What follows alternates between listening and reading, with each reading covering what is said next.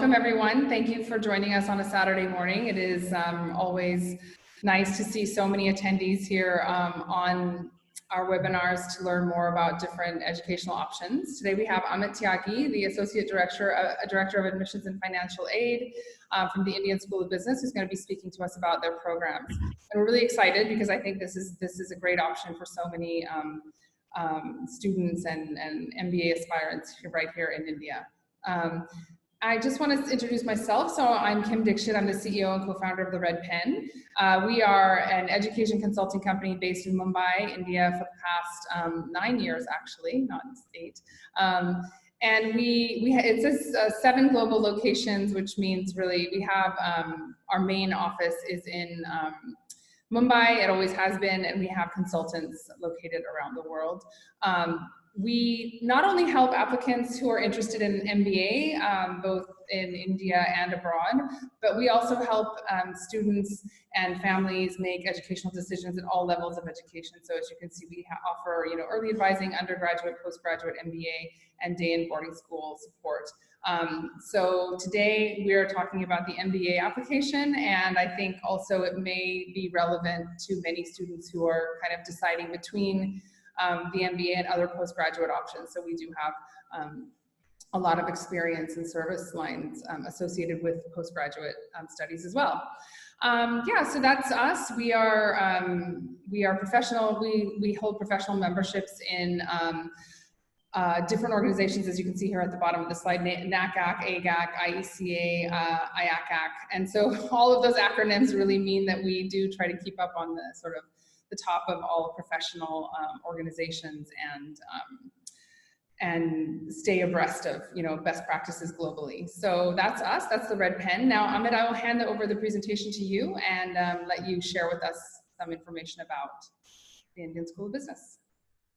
Thank you, Kim.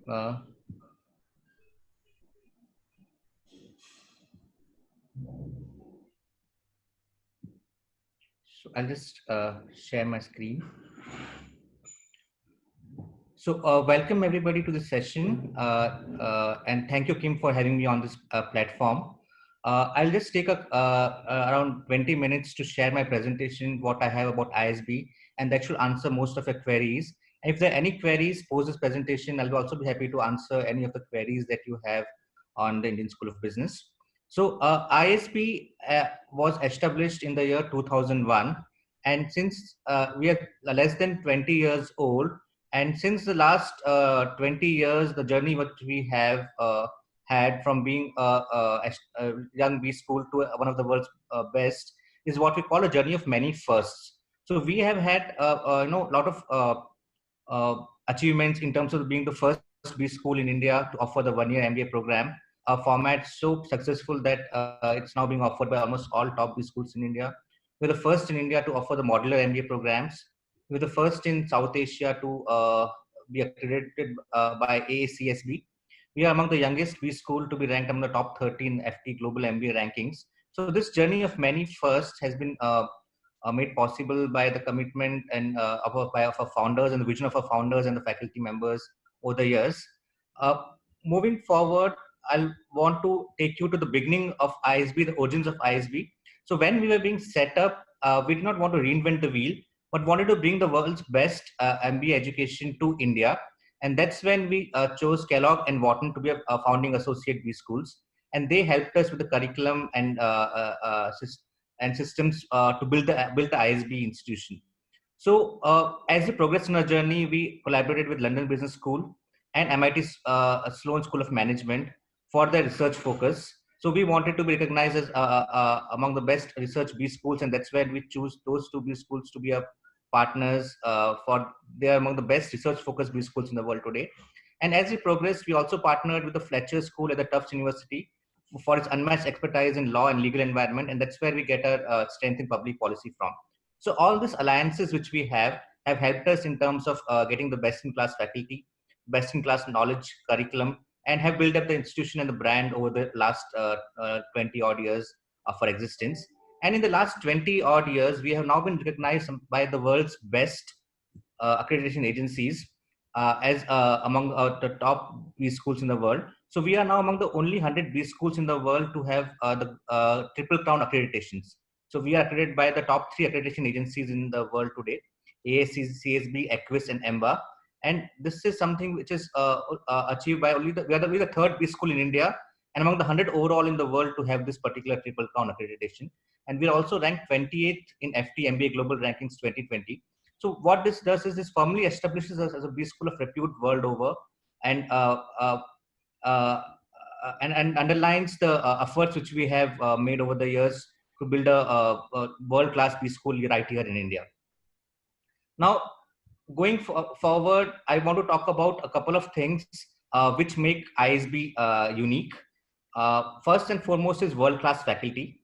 So we have at the moment 70 plus teaching and research faculty across our 2 campuses.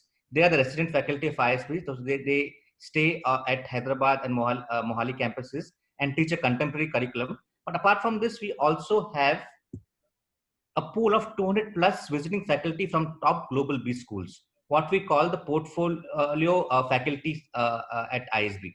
So at ISB, the visiting faculty do not just come for one-off lecture, but they visit ISB for a complete term and teach a complete course at ISB.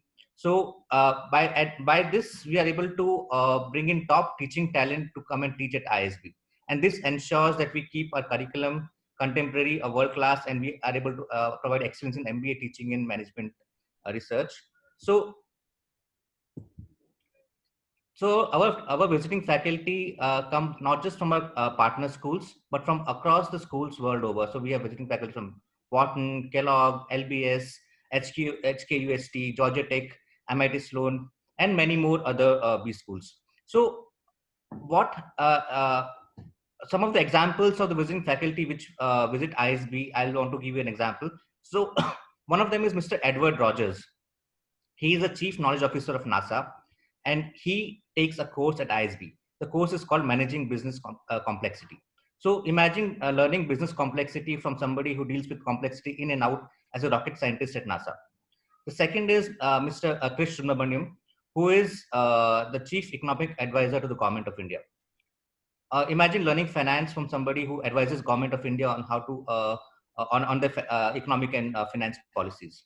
So these are the kind of faculty which we are able to bring because of a portfolio model of visiting faculty that we follow and get top teaching talent from across the world.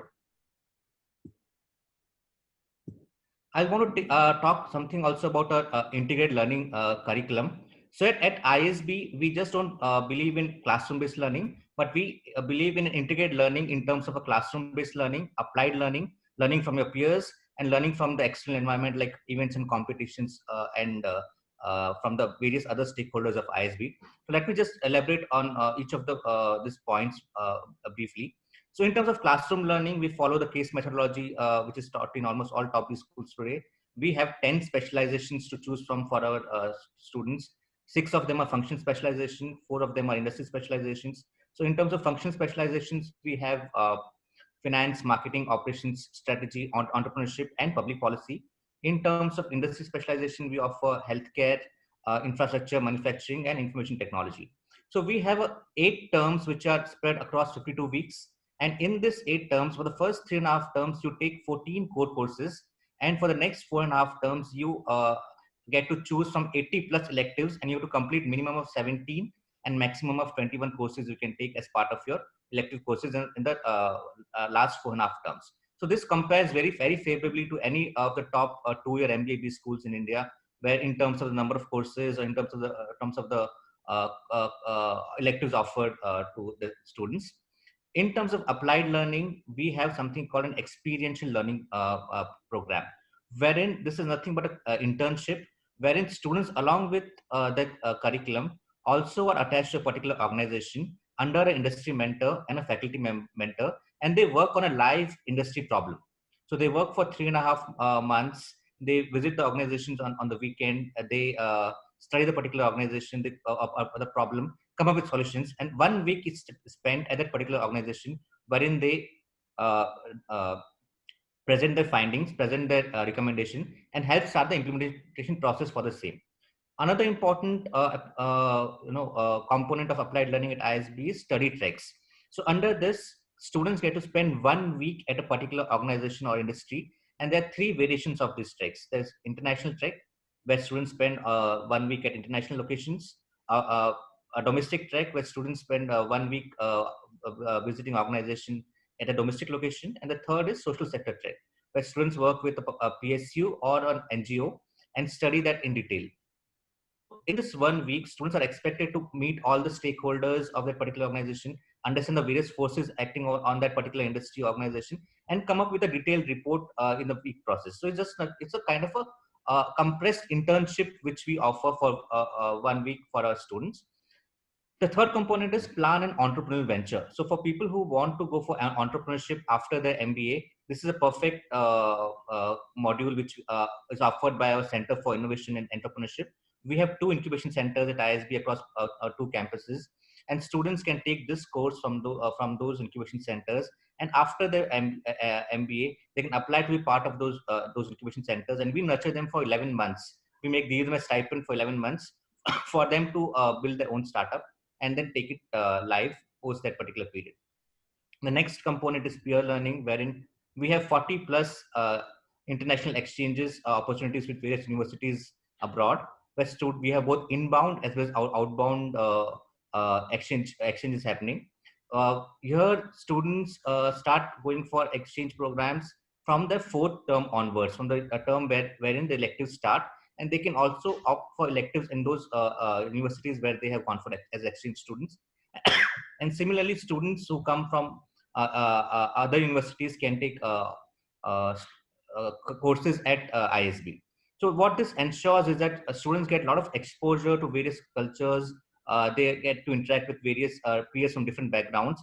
Plus, our own cohort, which is 880 plus strong, is very diverse, where where students get to meet people from different backgrounds and learn from them in the classroom as well as outside the classrooms in terms of the case discussions. We have, as of now, 14 professional clubs and 10 social clubs. And in fact, any student, if he is interested in starting their own club and he finds 5 like-minded people, they can approach our student engagement and learning team and start their own club. So a couple of years back, we had we had an army veteran who was a pilot, and he wanted to start a flying club at ISB. And that's how the flying club at ISB has been initiated. In terms of events, as part of ISB's ecosystem, you get a chance to participate in all the national and international events. We also conduct our own events at ISB, be it co-curricular or cultural events.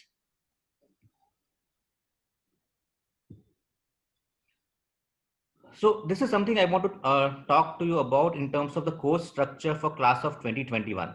So we have made a lot of changes to our course structure in the light of the COVID situation, and also utilizing the various opportunities which this situation has provided us. So what we have done for the course of class of 2021, and which is going to stay for the corresponding subsequent years also, we have made the curriculum full 52-week long. So earlier our curriculum was 48 weeks long. We have increased the duration of the structure by 4 weeks. Now in those 4 weeks, they're spread across 8 terms. We have added a lot of various value-added components. First is the career prep week, wherein we have kept aside a separate week altogether for students to prepare for their placements. In this particular week, we organized a lot of workshops and sessions for students to ensure that they're prepared for the interviews which they face at the end of the fourth term.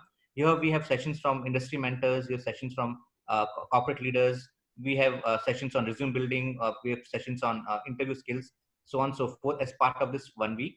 We also have an ELP week now, wherein students who take the ELP projects, or in fact all the students who take ELP projects, spend 1 week at the companies at which they are doing the projects. And this also serves as a ground for recruiting those students. So people who complete their ELP successfully can also be absorbed by the organizations at which they are doing those projects. And at the end of the sixth term, we have study treks. 1 week is dedicated especially for the students to go and interact with industry stakeholders. And in May of next year, we close the program with the graduation day. Now, another important component which we have started this year is called the Digital Head Start module. So this is a digital platform where we offer a lot of value-added activities to our students. I want to elaborate on this a bit. So, Digital Head Start module consists of 4 components. The idea behind the module is to give students a head start, as is mentioned in the name. So in this component, first component is academic component. So we are going to teach 4 easy-paced core courses in a digital format on this, but on a specially customized digital platform which we have for this purpose. And this 4 easy-paced courses will be for credit and will count towards graduation requirement. The whole idea here is that the students who have 5 to 6 years of work experience and who have been away from academics for a while, they can ease into the rigors of academics at ISB by taking the 4 easy-paced courses. And when they join the campus component, they are already into the rigors of the academics at ISB. The second component of DHM is independent study projects. Here, every student at ISB has to undergo these projects, and these projects have a theme of nation building. So this year, the theme of the projects is Jumpstart India at ISB. So under this project, students are going to work on uh, making suggestions to the government departments on how to kickstart Indian economy post the COVID-19 crisis. So every student in a group of 5 will work with the industry, the faculty mentor, and they'll do a 3-month-long project on giving recommendation for a particular department, let's say agriculture department or the road transport services, and so on and so forth, on how to kickstart economy post the COVID-19 lockdowns.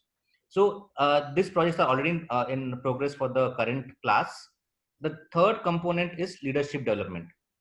So under this component, what we do is we ensure that there are a lot of people who are at top positions across the globe, who are ISB alumni or who are a part of the ISB stakeholder, who are people who are part of the ISB board, who come they come and take sessions for the cohort on a digital platform. Since the whole sessions are part of the digital platform, people from all over the world can participate in these sessions and share the leadership insights with the class at ISB.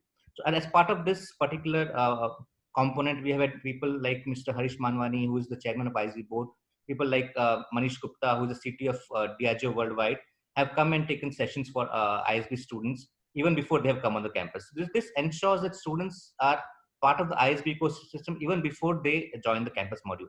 And finally, the fourth component is the co-curricular activities.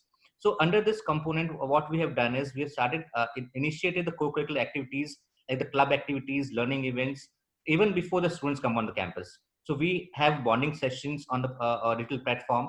We conduct elections for the various clubs and various positions on a digital platform. So the idea is that even before students come on the campus, they have bonded with each other, they know each other, and when they come to the campus, they have more time to make impact on the various activities which they plan to do as part of the various clubs and societies.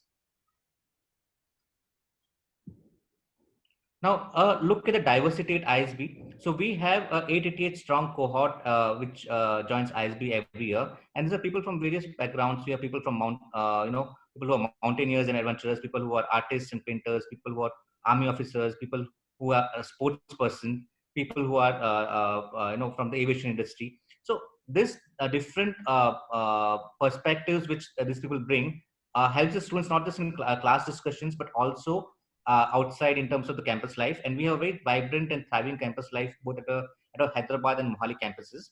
On this note, I want to share something, a concept called uniformity in diversity. So at ISB, we have a concept called uniformity in diversity, wherein we ensure that we give a consistent academic experience and student life experience to our cohorts across both our campuses. So for example, if the gender diversity at Hyderabad is 62% males and 38% females, it will be same for the Mohali campus as well. So if you see the figures in black are the overall numbers for the cohort, and figures in green are for the Hyderabad campus, and in blue for the Mohali campus. Hyderabad campus. So if you look at any of these parameters, let's say test scores, so if our highest test score, GMAT score last year was 710, 770, the least was 600 and the average was 710. It's same across Hyderabad and Mohali campuses. Same with GRE, if our highest score was 334, Greece was 311, and average was 327. It's similar across Mohali and Hyderabad campuses. In terms of work experience, our cohort last year had people who had a minimum of 2 years of work experience and a maximum of 20 years of work experience, while the average work experience was 4.3 years, and it was consistent across our Mohali and Hyderabad campuses. So this is a concept which we rigorously follow in terms of giving the same experience to our cohorts either at Mohali or Hyderabad. So you have an option of selecting which campus you want to join, but the final decision on the campus allocation rests with the admission committee, who keep in mind the various factors while deciding which campus to allot to a particular student. So I want to show a small video which talks about, which shows the campus life at ISB.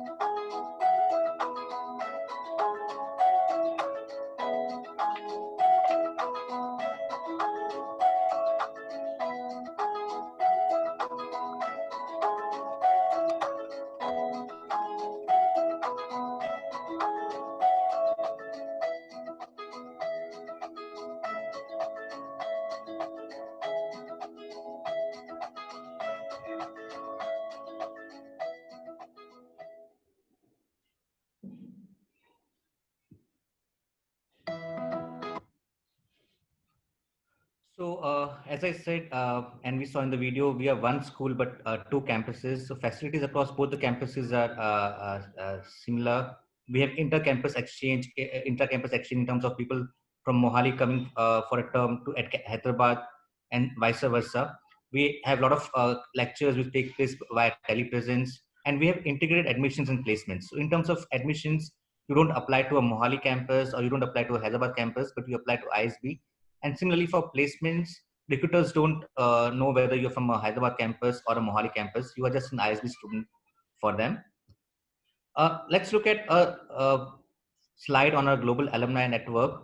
So although we are a very young B school, we're just 19 years old, but we still have a formidable alumni network now.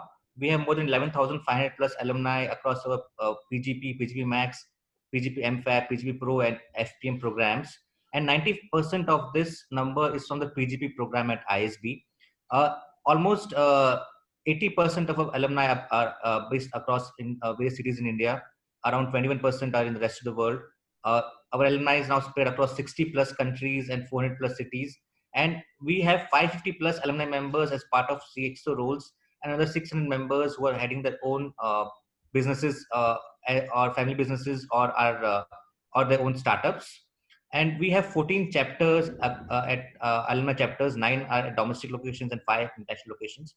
And we have around 11 special interest groups. As part of the special interest groups, alumni organize a lot of events and a lot of networking sessions among themselves as part of the various interest groups which they have. So this is something which ensures that, as part of this network, people get the best opportunities for career advancement and in terms of various activities for their particular businesses. Look at our placement statistics. So at ISB, the PGB program at ISB is known for providing quantum shifts in career to their candidates. So if you look at this particular figure on the right hand side, 79% of a cohort last year, that is class of 2020, which had 84 students, were able to make a function shift. For example, moving on from sales to finance. 70.5% of a cohort was able to make an industry shift. For example, moving on from, let's say, mining industry to banking. And 65.28% of the cohort experienced both a functional and industry shift. So in terms of salary growth, we are ranked fourth globally by FT global rankings in terms of average incoming outgoing salary versus our average incoming salary. And we saw 188% increase in that for our cohorts for the last couple of years. And we were able to generate 1504 offers to for our 884 students who were part of the cohort last year. Some of our indicative recruiters who recruit from ISB every year. So at ISB, we're not just a consulting or a banking focused campus, but we get organizations to recruit from across industry verticals, be it media, consulting, e-com, FMG, the top companies across verticals come and recruit at ISB. The reason behind this is that we have our own strong placement team of 28 professionals. So we don't rely on students or faculty members to ensure placements, but we have a team of professionals who build relationship with various organizations across functions, across geographies, across regions, and ensure that our students get the best opportunities for placement at the ISB campus. Okay, so in terms of admissions, we have three modes of entry to the PGB program. The first is a normal mode of entry wherein you require 2+ years of work experience and an undergrad degree. The second is an early entry option. So this is nothing but a deferred admission option for students who do not have 24 years of work experience. So for example, if you are not able to have, if you think you won't be, if you don't have 24 months of work experience by 31st of March in the year in which you intend to join ISB, then you can still apply for ISB, be considered for an admission, and if we find you suitable, we'll make you an offer. But you can only join when you complete 24 months of work experience, full-time work experience. The third option is the Young Leaders Program. Under this particular option, this is open for people who are in their final years or pre-final years of graduation or post-graduation, and there should be no break between the graduation or post-graduation, either from the post-graduation stream.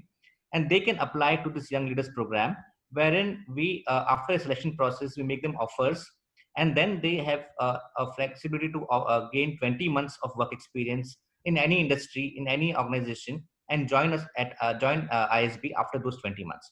So what this gives is, this gives a lot of flexibility to young students who want to try out different things. For example, there's a student in final year who is interested in teaching, but he does not want to take a risk with his career. So what can he do? Suppose he gets through the Young Leaders Program and is assured of getting into ISB after he gets a requisite experience. So after his graduation, he can opt for something like a Teach for India fellowship of 2 years, try it out his passion, and then after 2 years, he can come and join ISB and continue his career from there. So that's the kind of flexibility which we offer to students in the final year and pre-final year who can avail of this particular option. In terms of qualities which we look at your academic credentials, we look at your work experience, we look at your leadership quotient through your essays and recommendations, and look at your personal attributes like ambition, drive, learnability, interpersonal skills, so on and so forth in our selection process. So just want to give an application process overview. What are the essentials? You need to have a bachelor's degree. You need to have a work experience of 24 months to start studying at ISB, and we need a GMAT or a GRE score for you to for your application. You will need to apply online. We'll ask for the academic details, your employment details in the application. You will be required to write 2 essays in the application, and will require 1 recommendation from your seniors at work or your colleague at work. And in terms of essays, we look at the uniqueness of your thought process. We look at your maturity. We look at your articulation skills. And we also look at how you plan to utilize the PGP at ISB to further your career goals. Whether you have a plan in place, or why do you want to do a PGP at ISB? So in terms of timelines, around applications are open now. You can go to our website. You can start filling the online application. The deadline for the round 1 application deadline is September 20, 2020. And that's when we close the round 1 deadline. We will have a round 2 deadline closer to the, we'll announce a round 2 deadline closer to the end of the round 1. And we may or may not have a round 3 this year. So that's all I had to talk about in the formal part of my presentation. I'll be very happy to take your queries. But in case I'm not able to answer all your queries today, you can always reach out to us on the numbers given here, touch points given here through various channels, and we'll be happy to interact with you. In case you wish to start filling your application, there's a QR code right here. You can scan it and start your application from here itself. So I'll now stop sharing my screen and hand it over to Kim to ask the questions and answers, and try to answer them to the best of my ability.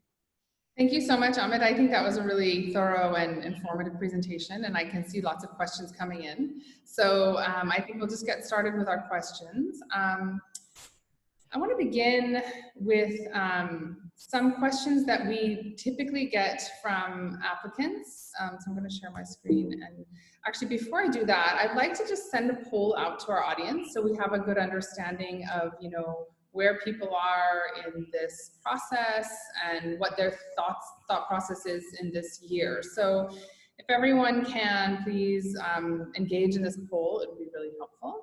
I'm going to set it up here now. Great, so I hope everybody can see this poll. And the first question is, what is your primary motivation for applying to business school? So then I think pick the primary motivation. I'm sure for many people there's more than one motivation. And then the second question is, are you applying to ISB or planning to apply to ISB and other Indian or international schools? And then I'm only applying to ISB, I'm applying to ISB and other Indian schools, or ISB and some international schools. So just trying to get a sense of whether our audience is a very, India only focused, or they're shifting their focus based on current situation. And then the last question we have is, are you interested in exploring other master's programs besides the MBA? Because I think a lot of people maybe have heard your presentation, Amit, and are like, oh, well, I don't have 2 years of work experience, but I really want to study further. So then, what can they do now? And what are the options? I think at ISB, there isn't anything really for them except for the kind of the early entry, but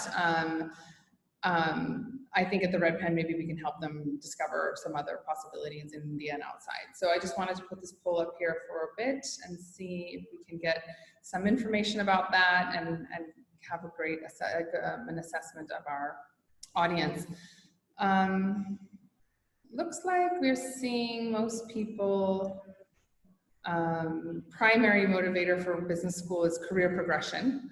I think that makes sense. That's kind of logical. Upgrading skills and exposure to new industries and concepts are also popular answers.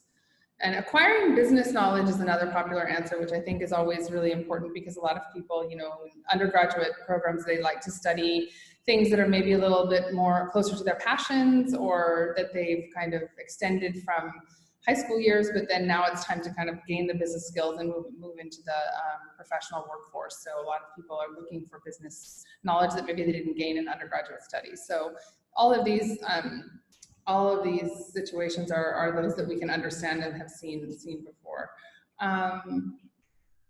All right, it looks like we have a good percentage of our audience has voted, so I'm going to end the poll now, so we can move on to the questions. Yeah, so career progression seems to be the most popular reason for people to look at business school, which I think makes sense.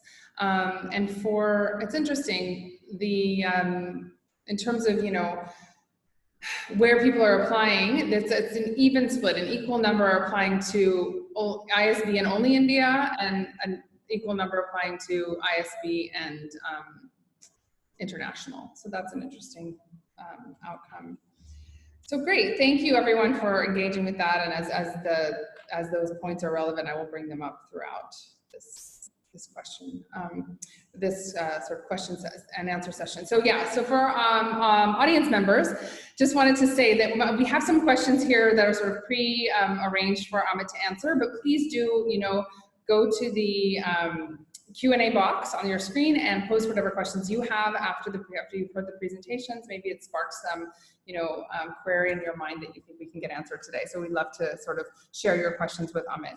All right, Amit, I think you've talked a lot about the programs, and I think it's very clear, how robust the offerings are at ISB. And so I just wonder, when you think of a typical ISB student and who really thrives and what kind of students do well in your program, do you have some way to kind of describe that for us?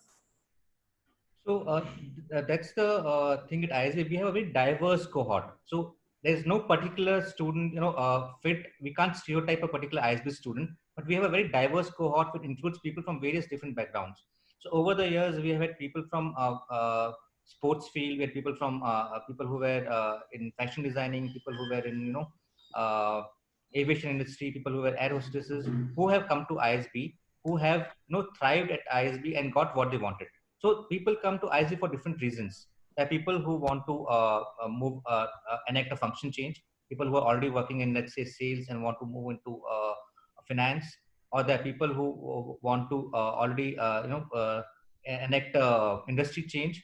So ISB is something for everybody who comes to ISB. But what we in general look at is we look at your ACADS, we look at your work experience, and we look at sorry for that. We look at ACADS, we look at your work experience, and we look at instances of leadership in your essays or in your work life. So that's the reason we take people with work experience, so that we can identify all those particular traits which we look at. But in terms of profiles, diversity, we welcome everybody as long as they know what they want to do in life. Okay, great. I think we have some more questions about that coming in here. So I have been getting a lot of questions about the application and admissions process, so I will come to those. I think what I would like to know more about is, we have this session today, which is great, and then a lot of people have learned a lot about your program, and maybe it's just piqued their interest and they want to know more. So what's the best way for applicants or potential applicants to kind of get to know more? Are you offering virtual events? Do you have a way for them to connect with current students? What options are out there? So we have various options for students to learn about ISB, interact with people on the ISB ecosystem. So at one of the best ways is on our website, we have two components. One is connect with the student, and other is connect with an alum. So there are these two options on our website. If you go and leave your details there, we'll connect you to a current student at ISB. And if you want to connect with an alum, we'll connect you to an alum at ISB. And you can interact with them to know firsthand about what the ISB experience is all about. Apart from that, we also are organizing a lot of sessions, info sessions, region-wise, city-wise, and we have sessions, we have already had sessions in Delhi, Mumbai, and we'll also be having a lot more sessions. And we also have something called a My PGP Story series, which happens every Saturday evening at 6 p.m., wherein we invite an alum who has had a very diverse experience pre and post ISB, and they share their experiences with the candidates. So today evening, we have Mr. Viren Raskina, who's a former captain of Indian hockey team, former Olympian, who is going to come and talk about his experiences. So there are a lot of such events which we have planned. The best way is to go to our website, register for those events, and be part of those sessions and interact with the respective alum. So we have all these opportunities made available on our website, and they can go and connect there. Great. In terms of on-campus experience, the students are the best ambassadors, and they can always get connected to a current student, and interact with them. Great, thank you so much. And as you said, your own contact details are available on the slide, and people can directly connect with you to find out more about those programs if they're not able to figure out how to access them. Thank you. That's really helpful. So I have, like I said, I have a lot of questions here about the application process, ranging all the way from, how can you assess, just trying to find that question. How do you assess interpersonal skills based on the essay? So I guess that's one of the uses of the essay. And then also, things like, should I apply in round 1 or round 2? Is it easier? Do I qualify for early entry if I'm working with a family business? I mean, there's all these questions coming, so I will continue to kind of throw them in if you can answer them. But along those lines, what do you see are some mistakes that people make? Maybe applying too early, thinking that I'm the one with 2 years of work experience. ISB says 2 years of work experience, so I just applied, but actually that person would have been. So what are those common mistakes or common sort of misjudgments that students make in the application process? So we review a lot of applications from students every year. And one mistake which I see again and again with a lot of candidates every year is in terms of the choice of the recommender. So we have something called a recommendation to be sent by one of the recommenders. And a lot of people make a lot of mistakes in choosing the correct recommender.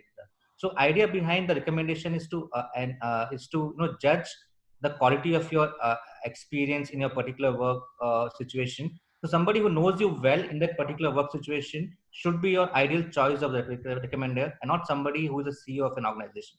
So a lot of times I see people, giving the name of the CEO as a recommender, where the CEO has not interacted with the concerned candidate much, and is not able to bring out those insights. The best thing would be to give your immediate supervisor or immediate supervisor who has seen you, who knows your strengths, who knows your weaknesses, and can bring them out in the recommendations. So that's one of the mistakes which I see people making a lot often, not choosing the recommender with care.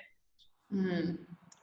That's great. That's good to know. I think there's also a lot of questions about GMAT and GRE score, especially in the COVID situation. People seem to be asking, this year, would they be able to, apply without it, or apply with one score and then substitute it later with a better score? Can you speak to that a little bit? Yes. So at ISB, GMAT and GRE is a very important component of selection process, but it is not the only component. We have 5 different components. We take GRE, GMAT scores, work experience, academic details, your essays, and your recommendations. So in terms of GRE and GMAT score, we are not going to waive them off this year, but what we can do is we can accept online GMAT scores, and we'll make sure that they're comparable with the other scores which students take them at test centers, submit to us.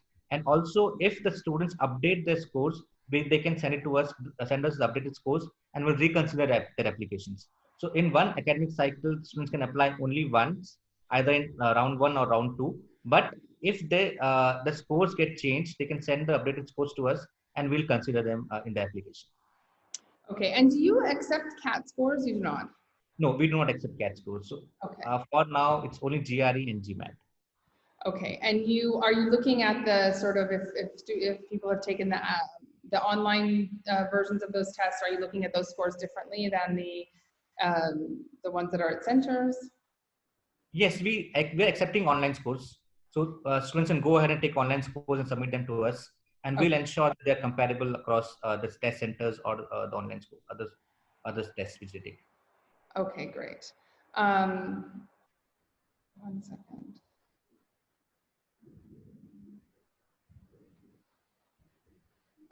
Okay.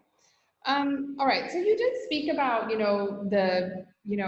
the percentage of people who change industries or change functions, or, and I really liked that graphic. I think it was very helpful to have that visual, because I think, you hear about all the things that people do after business school, but, seeing that really makes it clear that there is the significant majority of people do have quite a lot of change post their MBA. But when it comes to the MBA goals that an applicant would need to articulate in their application, what are you guys really looking for? Are you looking for very specific goals? Like, I want to start my own fund in the following, in the impact investing space because of, NGO work I've done, plus I've worked in finance. And do you want the very specific trail, or is ISB sort of more okay with applicants who have a more open-ended goal? That I've worked in marketing, and after business school, I want to continue in a leadership role in a marketing firm. So what are you really looking for? So we are looking at some level of understanding self-awareness in terms of the career aspirations of the candidate. So candidate must be aware of what his goals are. Let's say, if not immediate, at least 5 years down the line, of what does he intend to do? How does he intend to use the PGP at ISB in terms of furthering those goals? So that is something very important. So a lot of times we see candidates who only goal is to clear ISB. So that should not be the only goal of a candidate. The ISB is PGP is a tool which should be used for furthering achieving certain other goals. So what we want is that in terms of students answering their post MBA goals is they can be open ended, but they should have some sort of a vision in terms of where they want to end up post the ISB PGP at ISB.